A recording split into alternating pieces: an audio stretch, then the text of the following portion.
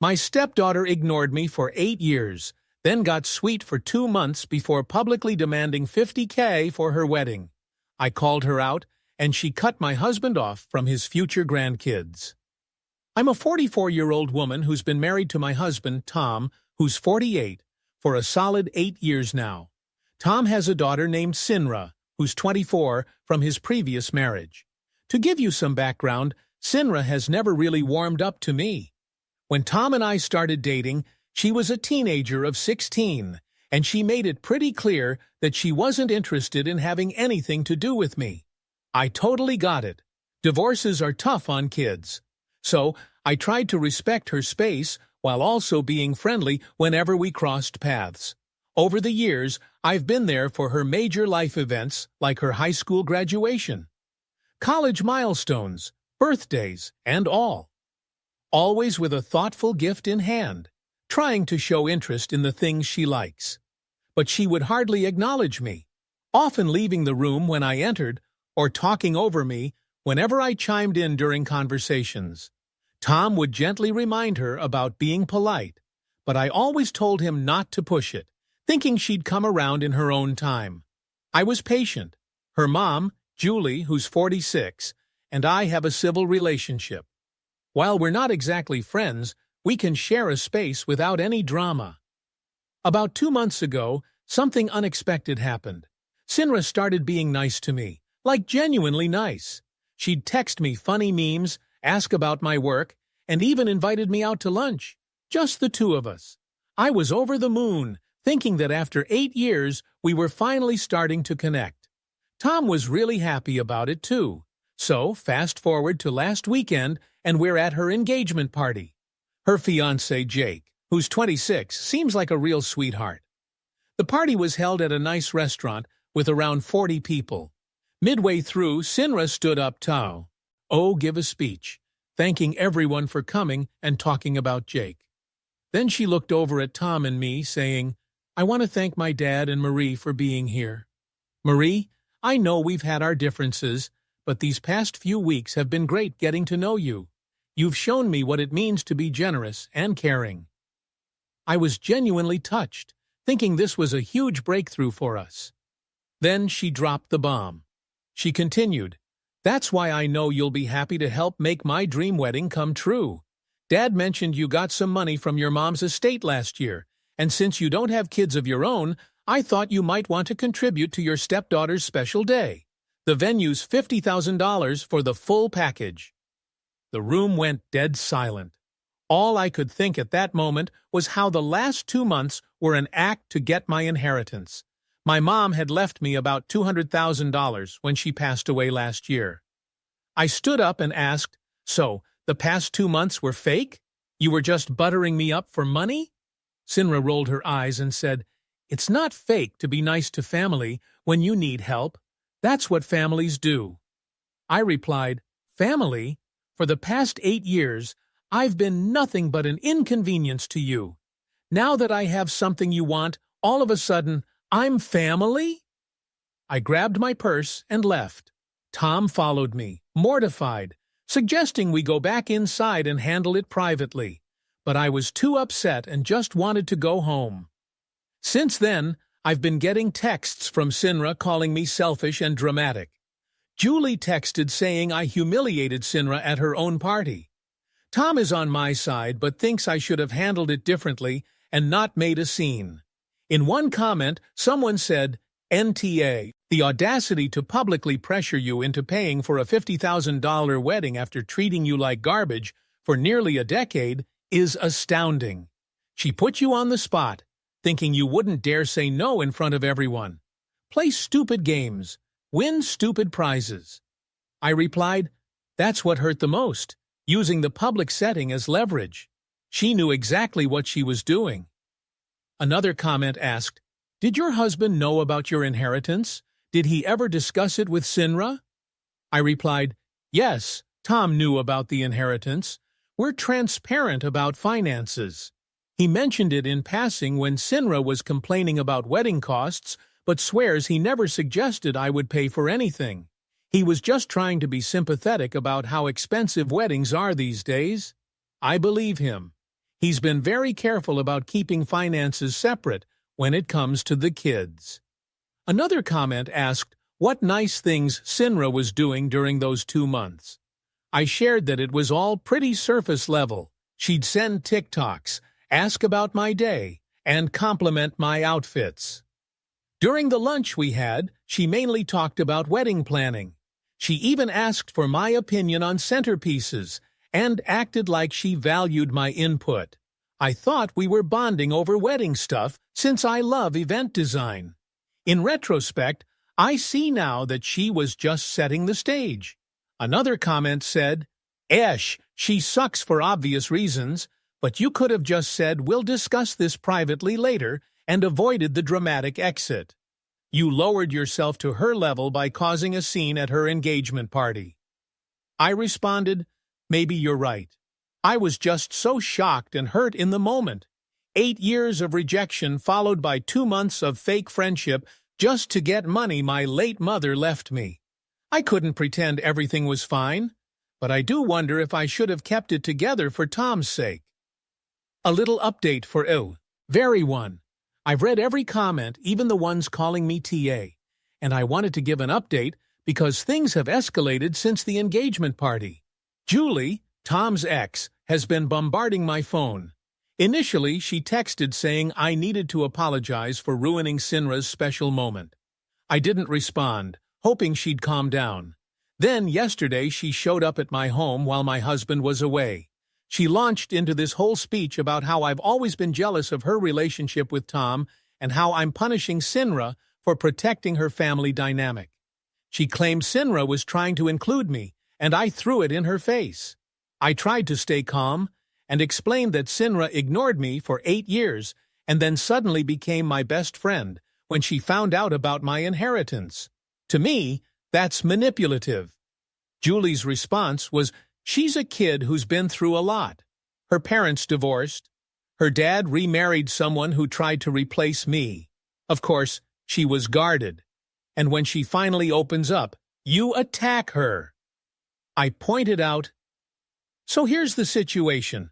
Sarah, who is 24 and definitely not a kid anymore, seems to think I've been trying to take someone else's place, but honestly, all I've ever wanted was some basic respect. Julie, however, thinks I'm just being too sensitive, and that Sinra was simply being strategic with her wedding plans, claiming it's something any smart bride would do. She actually seemed to think that using the word strategic was a compliment. We had a confrontation, and I ended up telling Julie that she needed to leave or I was going to involve the police. She stormed off, but not without a parting shot, saying Tom would eventually realize the kind of person I am and that I couldn't keep a father away from his daughter. Tom, bless him, was furious. He called Julie and told her to back off. He also spoke with Sarah and made it clear that her mom's antics were out of line. Sarah's reaction was a bit dramatic. She broke down in tears, saying everyone was ganging up on her when all she wanted was help with her wedding. It's a manipulation game that runs deep in this family, and poor Tom is starting to see it. But it's hard for him because Sarah is his daughter, and he loves her, despite all the chaos. Then there's Jake, Sinra's fiancé, who reached out to Tom. Apparently, Sinra has been telling a version of events where she has been trying to bond with me for years, but I've been distant. She said she thought asking for wedding help would bring us together. Jake seemed to buy into her story and expressed how hurt Sarah was. Tom set the record straight about what really happened and how Sarah has treated me. Jake seemed taken aback. It's clear Sinra hasn't been completely honest with him about our history. We decided that we're not going to pay for the wedding, and Tom and I are on the same page about it. But the guilt trips keep coming, and honestly, it's exhausting. Tom has been wonderful and supportive through all this, though it's clear it's tearing him apart to be at odds with his daughter. I really hate that I'm the reason for this rift, even though I logically understand it's Sinra and Julie who are stirring up the trouble. One commenter pointed out that Sinra lying to her fiancé about our history is very telling. Clearly, she knows her behavior was wrong. Otherwise, Why would she need to lie? Jake really needs to understand that he's marrying someone who's willing to rewrite history to fit her narrative. In response to another comment about custody and visitation history, Tom had equal custody until Sarah turned 18. She chose to live with Julie full-time during her last year of high school. Tom never missed any imporsors, tant events, even when Sinra was cold towards us. After she turned 18, she'd see him once a month for dinner, but that increased to weekly dinners when she started college. I always encouraged their relationship and never pushed to be included when she clearly didn't want me there. Things took a turn for the worse. After reading some advice to handle things privately, I decided to try and extend an olive branch, not because I thought I was in the wrong, but because I can't bear seeing Tom in distress. I texted Sinra, suggesting we meet up for coffee to try and smooth things over. Much to my surprise, she agreed. We met yesterday at a neutral spot, and I started by apologizing for how things unfolded at her party. I admitted I should have handled my reaction privately, explaining I was hurt and reacted emotionally. Her response took me by surprise. She flat out said she wouldn't accept my apology. When I asked her why, she said I humiliated her in front of her friends and family, and a private apology couldn't fix public humiliation. Plus, she didn't think I was genuinely sorry, and that I was just trying to ease my own conscience. I tried to steer the conversation towards the past couple of months, expressing my genuine hurt because I thought we were finally building a relationship. She laughed and said she was only nice to me for my benefit. Apparently, she was trying to ease Dad's worries about us not being close, and thought if she was friendly, I'd feel part of the family and want to help with the wedding. But then she accused me of making it all about my feelings. I pointed out how manipulative that sounded, but she called it consideration, suggesting she was being considerate by being nice to me. She felt I should reciprocate by helping with the wedding. The mental gymnastics were impressive. I told her that real relationships aren't transactional like that. She said I was naive, and she believes all relationships require some give and take. Then came the ultimatum. She wants me to apologize publicly, either at a family dinner with her mom present or on social media where her friends can see it. She wants me to admit I overreacted and misunderstood her motives. If I do that, she might consider inviting me to the wedding. Otherwise, I'm not welcome. I told her I needed time to think and left. When I shared this with Tom, he was disgusted. He called Sinra immediately and told her she was being manipulative and cruel. Her reaction was to cry and claim he was choosing me over his own daughter, warning he'd regret it when she has kids, and excludes him from their lives. Tom reassured her he loves her but won't enable such behavior. Sarah hung up on him. The drama didn't stop there. Julie texted, calling Tom a pathetic father and saying he'd die alone with his so-called gold digger wife. For the record, I earn good money myself and have never needed Tom's financial support. It's ironic to be labeled a gold digger while refusing to pay for someone else's extravagant wedding. Tom's parents called us last night, having been fed a sob story by Sarah about how we're excluding her and not supporting her marriage. We explained the real situation, and thankfully, they're in our corner. Tom's mom even said she loves Sinra, but she's acting like a spoiled brat. Jake texted Tom, asking if there was any way to resolve things because it's affecting their relationship. Tom told him everything again. So I suggested that Jake have a chat with Sinra about what she's expecting. As for me, I'm standing by my decision not to apologize publicly for calling out what I see as manipulative behavior. Tom is on board with this decision, but I see so, until it's breaking his heart. He took a really long walk last night, and when he got back, his eyes were all red and puffy. It's just so hard watching him grieve over his relationship with his daughter. Honestly, I'm not sure what our next steps should be. Being the focal point of all this drama is really exhausting, but I can't just let this kind of behavior slide. Tom keeps telling me he's proud that I'm standing up for myself, but I can see how much it's costing him emotionally. On another note, someone commented wondering if Jake has shown any signs of what he thinks about this whole mess. The fact that he keeps reaching out to Tom makes me suspect he might be picking up on some red flags. In my reply, I mentioned that Jake seems pretty uncomfortable with the situation, even though he's trying to stay neutral. Tom believes Jake is starting to see a side of Sinra that he wasn't aware of before.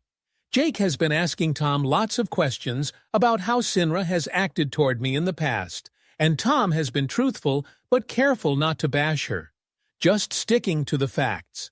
From what I gathered, Jake seemed quite troubled by what he learned. In another comment, someone pointed out that the whole threat concerning grandchildren is classic manipulation. It's like she's already planning to use future kids as a way to manipulate us. They advised us to keep detailed documentation of everything in case we need it for something like grandparents' rights for Tom in the future, depending on state laws. My reply was that Tom was really shaken by that comment about grandchildren. He's always dreamed of being a granddad, and the thought that she's already using hypothetical children as tools in this conflict really shows how deep the issue goes.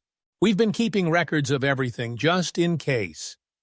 Then there was a pretty major update. I wasn't planning to update again, but something significant happened, and I need some outside perspective. After a meeting at a coffee shop, things went silent for about a week. Tom and Sinra weren't on speaking terms, which was eating away at Tom. He kept checking his phone, hoping she'd reach out. Eventually, Sinra did start texting, but not to reconcile, just random complaints about me. She'd bring up stuff like, "Remember when Marie wore white to my college graduation party? So disrespectful. It's just ridiculous because I wore a cream-colored sundress to an outdoor graduation party where a bunch of guests were in white or cream because it was scorching hot, like 95 degrees. I really tried to bond with teenage Sinra, offered to take her shopping, to the movies, tried engaging with her interests. She just dismissed every attempt, and I never made her feel unwelcome. I figured giving her space and respect was what she wanted. Initially, Tom didn't respond to these texts, but they just kept coming, each one nastier than the last. One really hurtful one suggested that I probably can't have kids, implying that's why I'm jealous of her. She ended with saying, "You'll regret choosing her over me when you're old and she leaves you for someone richer." That one really hit Tom hard. He ended up calling Sinra and apparently really let her have it. He told me he said something like, "I'm not choosing Marie over you. I'm choosing respect and decency over manipulation and cruelty. You're still my daughter, and I love you, but I don't like who you've become. Marie has shown you nothing but kindness for 8 years, and you've continually treated her poorly. Now you're lying about her and trying to ruin our relationship. This isn't the daughter I raised." Sinra exploded, accusing him of being brainwashed and turning against her. She said something about Julie having been right about me all along, but didn't elaborate on what Julie had said. She ended up telling him he was dead to her and that when she has kids, they'll never know his name. Tom hung up, and I found him just staring at the wall in our bedroom. He seemed absolutely shattered, and I held him while he cried. This strong 48-year-old man, who I've rarely seen shed a tear, was just sobbing in my arms. And to make everything worse, Sinra took to social media with a massive rant about toxic parents who opt for new families over their own children and how she's breaking generational trauma by cutting out negativity. While she didn't name us directly, anyone familiar with the situation knew exactly who she meant. Several people, including Tom's sister and some friends, called us to find out what was going on. Sinra's post made it seem like Tom had abandoned her for me, with no mention of her own behavior. That same night, Jake called Tom for a talk. Jake revealed that he's been trying to understand Sinra's perspective, but is struggling because her stories keep changing. Initially, I was mean to her for years. Then I was supposedly cold and distant. And now, apparently, I was controlling and manipulative. Jake straight up asked Tom, "Has Marie ever done anything mean to Sinra?" Tom truthfully answered that no, I've always been kind and respectful. Jake was silent for a while, then said he needed some time to think. The very next day, Sinra called Tom in a rage, accusing him of turning Jake against her, claiming that if they break up, it's our fault. Apparently, Jake had asked Sinra for concrete examples of my horrible behavior, and when she couldn't provide any, she accused him of siding with us.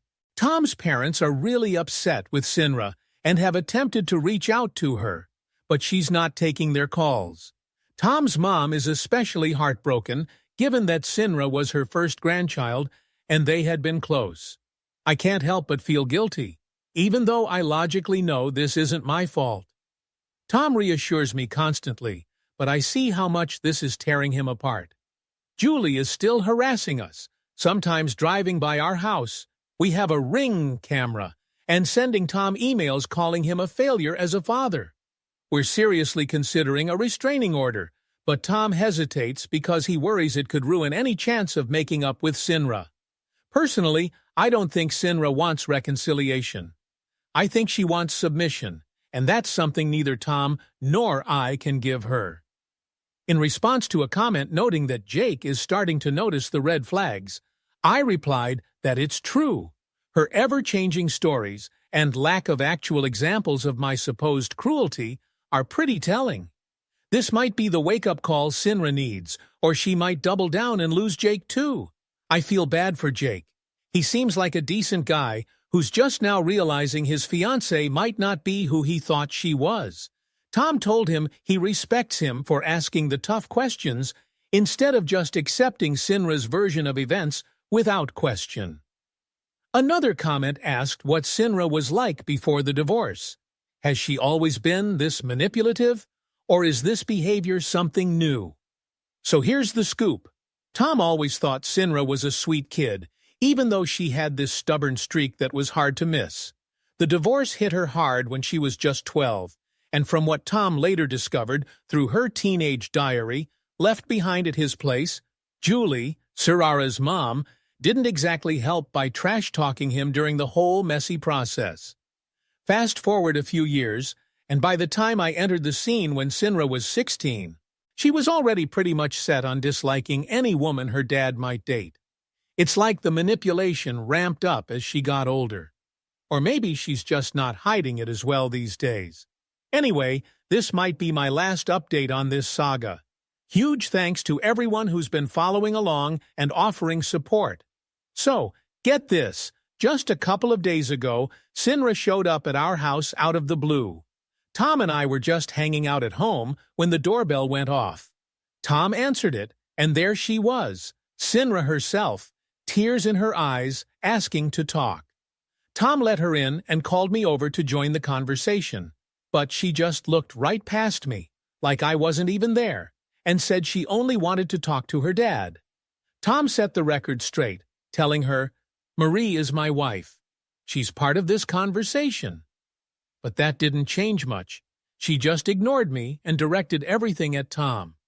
She told him she missed him and wanted to make things right between them, saying she'd been thinking a lot and realized how important family is. But here's the kicker.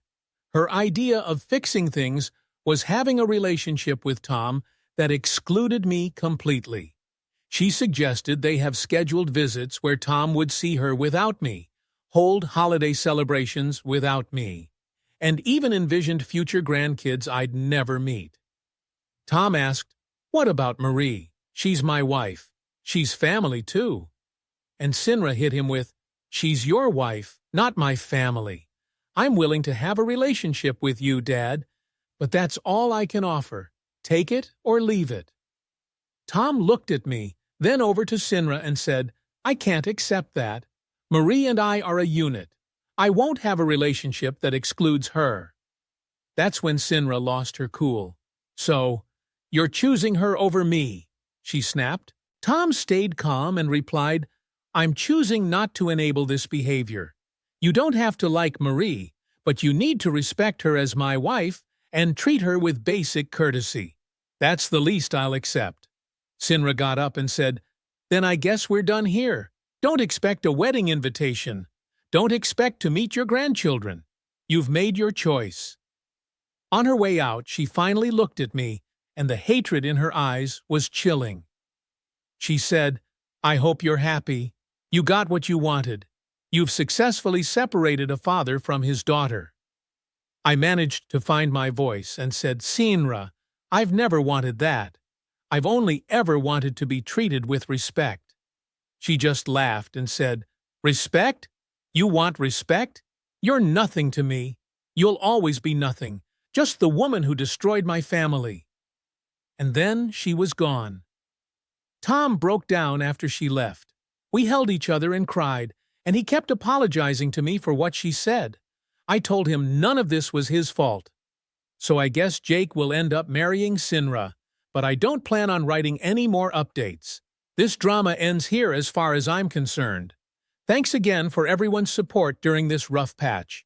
Tom and I are shifting our focus to our marriage and the family who genuinely loves and respects us.